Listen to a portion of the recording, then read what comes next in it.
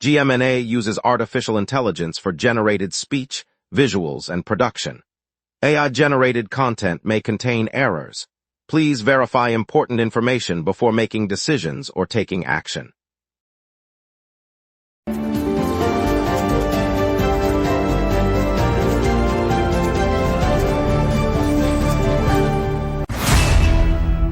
Good morning, Montreal. I'm Lauren Dupuis.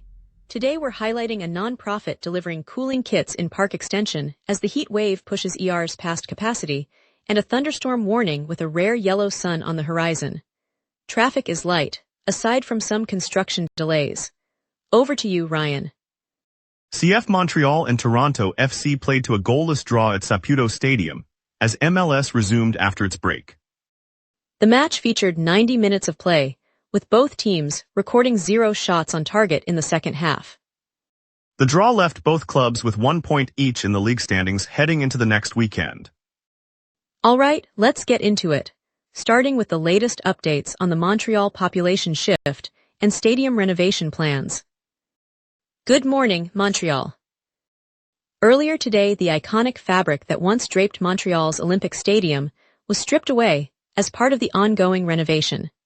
Workers removed the majority of the aging membrane, leaving only a small segment for future reuse projects. Officials confirmed that roughly 15% of the original covering will be preserved for recycling or display, while the rest was shredded on site. The removal marks a significant step in the multi-year effort to modernize the venue, which has long been a symbol of the city's 1976 games. Engineers said the old material had deteriorated beyond repair, prompting the decision to discard it rather than attempt costly repairs.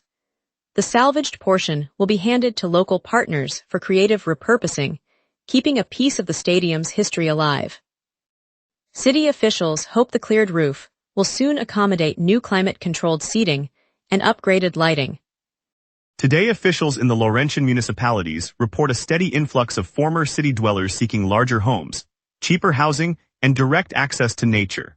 Provincial demographic projections show the island's population will shrink over the next 25 years, while the Laurentian region is set to grow. In response, the Quebec government and local councils are drafting plans for new housing developments, expanded road networks, and upgraded water and waste services to accommodate the rising demand. Real estate agents say buyers are attracted by the region's forested landscape and lower prices compared to the island. The shift reflects a broader trend of residents trading dense urban living for more space and a quieter lifestyle. Authorities stress that coordinated infrastructure investment will be essential to sustain the growth without straining existing services today. Yesterday, the Quebec Police Ethics Commissioner opened a formal investigation into alleged racist conduct by officers of the Montreal North Police Service. The probe follows complaints that members of the force engaged in discriminatory behavior toward residents in the borough, a diverse community that has long been under scrutiny for police interactions. Montreal North, known for its vibrant immigrant population, has seen several high-profile complaints in recent months. The commissioner said the inquiry will examine all relevant incidents and assess whether departmental policies were breached. Police leadership in Montreal North has pledged full cooperation, while community groups are calling for transparency and accountability. The investigation remains ongoing, with the commissioner promising regular updates as facts emerge. Officials stress that the process aims to restore public confidence and ensure that policing standards align with Quebec's commitment to equality. CF Montreal and Toronto FC left fans stunned as their MLS showdown at Saputo Stadium ended in a 0-0 stalemate on Tuesday. The match, played under clear skies, saw both sides create chances but fail to break the deadlock, with goalkeepers making several key saves. Neither side managed to find the net despite a flurry of shots in the second half, and the referee blew the final whistle with the score unchanged. The result leaves both clubs still searching for points in the early season table, while supporters in the stadium and watching at home were left without a decisive outcome. Coaches from each side praised the defensive discipline on display but acknowledged the need for sharper finishing as the campaign progresses. The contest, a regular season fixture, drew about 24,000 fans. The result leaves Montreal perched in the middle of the table, with Toronto lingering outside the playoff zone. Yesterday night, 9 Cuban canoeists who had been competing in a recent World Cup and the Pan American Championships in Montreal defected and formally requested asylum in Canada. The athletes left their team hotel in the early hours and approached authorities at the airport, where they were taken into protective custody. Officials confirmed the group had expressed fear of reprisals if they returned to Cuba, citing concerns over political persecution. Immigration officers have opened an investigation and will assess the claims under Canada's refugee framework. The incident follows a series of high-profile defections by athletes from nations with restrictive regimes, and it has drawn attention from both the Foreign Ministry and the provincial government. Police are reviewing security protocols for international sporting events in the wake of the unexpected departure. Later, we'll hear a Montreal family sharing their daughter's leukemia fight to inspire more blood donors. Stay tuned. We will be right back. Watch the local sunset tonight at 6 p.m. for all your local Montreal news. If you run a venue, a comedy night, a concert, a fundraiser, you already know the hardest part isn't the show. It's selling the seats. Theaterfiller changes that. In minutes, you're set up with your own ticketing page, QR code delivery, and a door scanner. No technical headaches. No middleman taking a cut of your night. Your event, your tickets, your revenue. Go to theaterfiller.com and fill every seat. Welcome back, everyone. I hope you felt refreshed. Let's jump into today's headlines before we hand it over to Ryan for the local stories. The Pincourt family is opening up about their 9-month-old daughter's battle with leukemia, hoping to turn their personal struggle into a community call for blood donations. Their daughter, diagnosed earlier this year, requires frequent transfusions, and the family says each donation can mean a critical lifeline for children like hers. By sharing their story on social media and local news, they aim to remind neighbors that a simple hour at a donation center can keep hospital beds free and give patients a chance to recover. Blood banks in the area have reported recurring shortages, especially for pediatric cases, and the family's appeal arrives as hospitals scramble to meet demand. Residents who can spare a pint are encouraged to schedule an appointment, knowing their contribution could directly support families facing similar battles.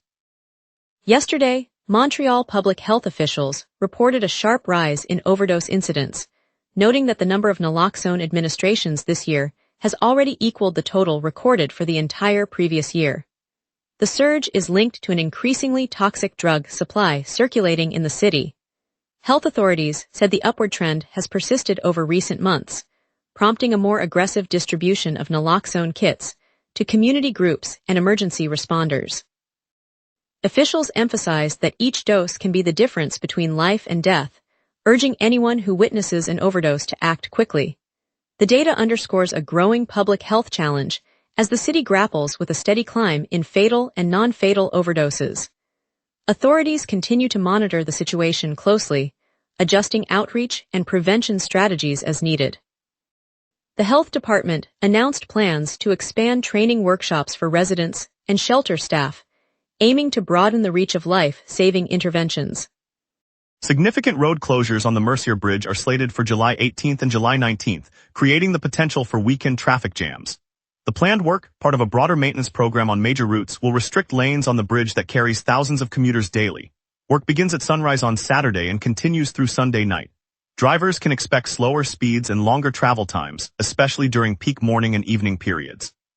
The Greater Montreal area already anticipates heavier weekend traffic, and the bridge closures will add strain to alternative crossings.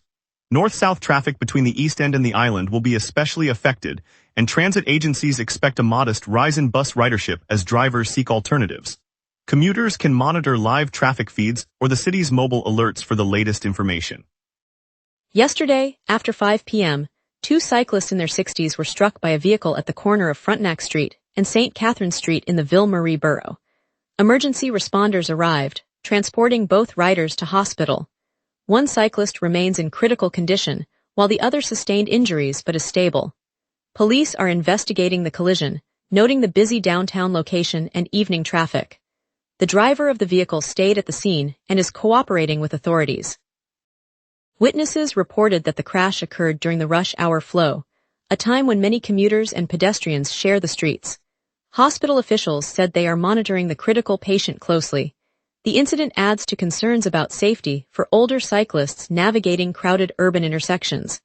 Paramedics reported that the rider in critical condition suffered head trauma. The intersection sees a high volume of cyclists each morning.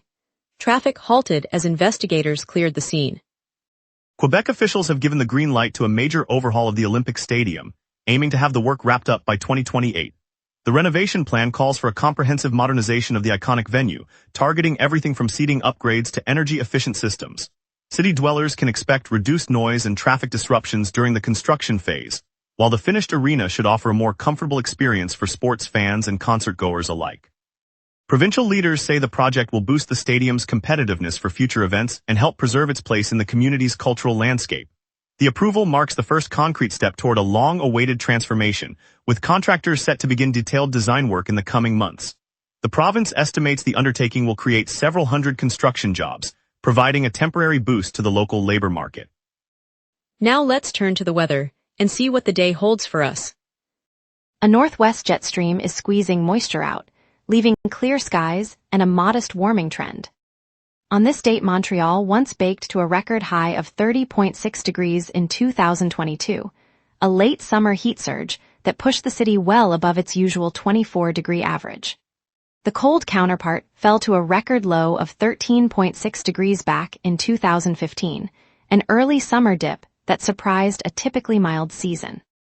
Normal July readings hover around 24 for the high and 15 for the low, so today's 13 degrees feels a touch cooler than average, yet far from historic extremes. The live radar shows a blank canvas across southern Quebec this morning.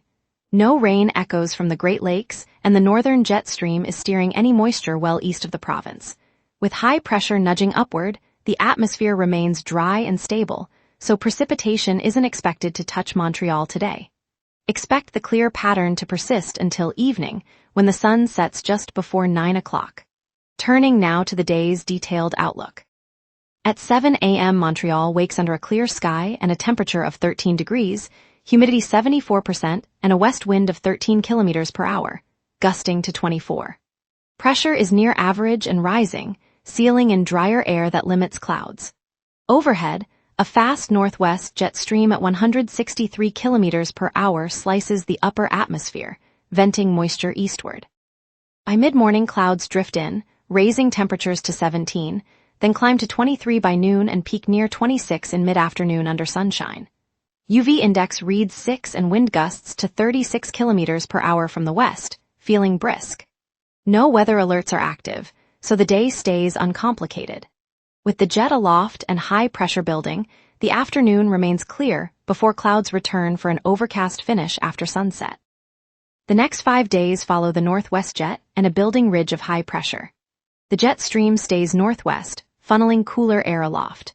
Friday brings a high of 26 and a low of 13, overcast with light drizzle as a weak front drifts south. Saturday cools to 23 high and 17 low. Gulf moisture fuels showers with an 85% rain chance. Sunday brightens to 23 high, 16 low, with mostly clear skies. Monday milds to 26 high, 16 low, partly cloudy, west-southwest breezes 25 kilometers per hour. Tuesday ends with 22 high, 19 low, an upper-level trough bringing light rain and an 80% chance. No alerts are in force. And that's your weather. Remember, the local sunrise is also available as a podcast. Listen anytime on iHeartRadio or wherever you get your podcasts. Up next, traffic on the Mercier Bridge, tonight's Billy Talent and Alexis Unfair show, plus the MLS scoreless draw recap. We will be right back. Watch the local sunset tonight at 6 p.m. for all your local Montreal news. Morning commuters, the biggest holdup right now is the Honoré-Mercier Bridge, down to 1 lane each way as crews finish lane reductions. That bottleneck is feeding slowdowns onto Rue Notre Dame and the adjacent Autoroute Quinns. Next, the Claimant Bridge is running a single lane while beam repairs continue, nudging traffic onto Rue St. Laurent and the nearby expressway ramps. Over on Highway 520, the overpass reconstruction forces a temporary lane shift, adding a few minutes for drivers heading east toward La Ville. The Descartes interchange remains closed for access work, diverting traffic onto Boulevard St. Laurent and Rue St. Joseph. Finally, the Cavendish Boulevard overpass is down to 1 lane, pushing vehicles onto the parallel streets of St. Maurice. Aside from these sites, the rest of the network is moving freely. Expect the same minor construction-related delays to linger into the afternoon, especially around the bridge corridors. No transit disruptions are reported this morning. Billy Talent and Alexis Unfair are taking over the Bell Center tonight, joined by rising act Phase. It's the biggest rock night of the summer, and the arena will be packed with high-energy anthems that will get you moving before the weekend even starts. If you need a laugh, head to Delhi Planet for Comedy Legends, a high-energy showcase that brings together some of the sharpest voices in Quebec comedy. It's a perfect midday pick-me-up before you head out. On the water, the Montreal International Dragon Boat Challenge kicks off Saturday on the Olympic Basin at Parc Jean-Drapeau. Watch teams from around the world sprint in colorful canoes, a thrilling spectacle that turns the park into a buzzing festival of sport and community. And for a calmer vibe, the Illume Festival in Hudson continues now, offering yoga, meditation, and a street fair just a short drive north, ideal for a weekend recharge. And now here's Tyler with sports. Soccer dominates the local sports scene. Here is what you need to know. CF Montreal and Toronto FC played to a 0-0 draw as both clubs returned from the MLS break, according to Sportsnet. Neither side could find the back of the net, leaving the Canadian rivals to split the points in what was a scoreless affair on Thursday night.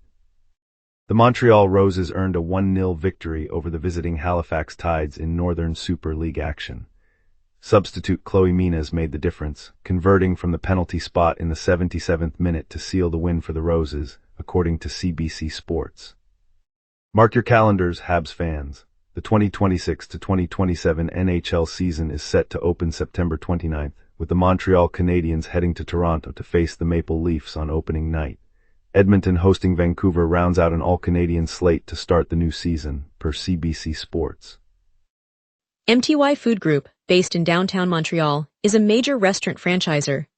Known for Thai Express, Mr. Sub, and Manchu Wok, it runs over 7,000 sites worldwide. In the coming 6 to 9 months, the company will close 68 underperforming outlets, citing lower profit and sales.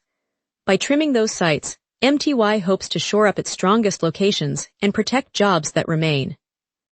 For neighborhoods losing a familiar eat-in, the closures are a reminder that even big names must adapt to changing tastes. Yet MTY's decades-long presence has helped shape Montreal's culinary landscape, feeding families and tourists alike. Local diners will feel the loss, but the company says new concepts are in the pipeline to keep the downtown dining scene vibrant. And later, the inspiring tale of a Montreal family rallying support for their daughter's leukemia battle, reminding us of community strength. Coming up tonight at 6, the local sunset. Your neighborhood, your city, your news. From city hall decisions to the stories happening right on your street, we cover what matters most to Montrealers. Join us tonight at 6 p.m. on GMNA for the local sunset, Montreal's evening newscast. In the early light of a Saturday market on Rue Saint-Denis, I watched a group of health sector volunteers share a coffee, their conversation punctuated by the soft chatter of shoppers and the occasional streetcar bell. Among them was a young nurse from the Quebec Health Ministry, laughing as she described her first week in the brand new offices on Chemin Saint-Foy. She told us that the modern, glass-walled building had a beautiful view of the river, but the open-plan layout turned everyday conversations into a constant hum that made focus feel like a distant memory. To turn that hum into harmony, the ministry has decided to install 8 soundproof booths, each a quiet cocoon of calm amid the bustling floor. One of the booths, painted a soft seafoam green, already holds a senior researcher who says the moment she stepped inside, the clatter of keyboards faded, and she could finally hear her own thoughts again. That simple space, they say, will become a sanctuary where ideas can grow without distraction. It's a small change that promises a big difference for the people who keep our health system moving forward. On a July morning in the historic heart of Old Montreal, a pristine white hearse rolled gently onto Rue Saint-Paul, its glossy surface catching the sun like a quiet sentinel. The Quebec Auto Insurance Board had placed the solemn vehicle at the corner of Rue Saint-Paul and Rue Saint-Jacques, right where families gather for the construction holiday festivities. Passers-by, students from a nearby college, a group of senior volunteers setting up a pop-up market, and a delivery driver humming along to an old chanson paused to stare, then smiled as a bright orange ribbon was tied around the hearse's rear bumper, reading "Drive with Care, Protect Our Community." Inside the hearse, a volunteer safety officer stood beside a portable speaker, playing reminders that speed limits and stop signs save lives. A young mother watching from a stroller whispered to her child that the hearse was a reminder that every driver can be a hero. By the end of the day, traffic slowed, honks softened, and a sense of shared responsibility settled over the cobblestones. It's moments like these that show how a simple, thoughtful gesture can keep our streets safe for everyone. Thank you, Montreal, for joining us this evening. Tonight's conversation about the 9 Cuban canoeists seeking asylum reminded us of the courage that crosses our borders. I'm Lauren Dupuis. Stay safe, stay hopeful, and tune in tomorrow for more stories that matter to our city.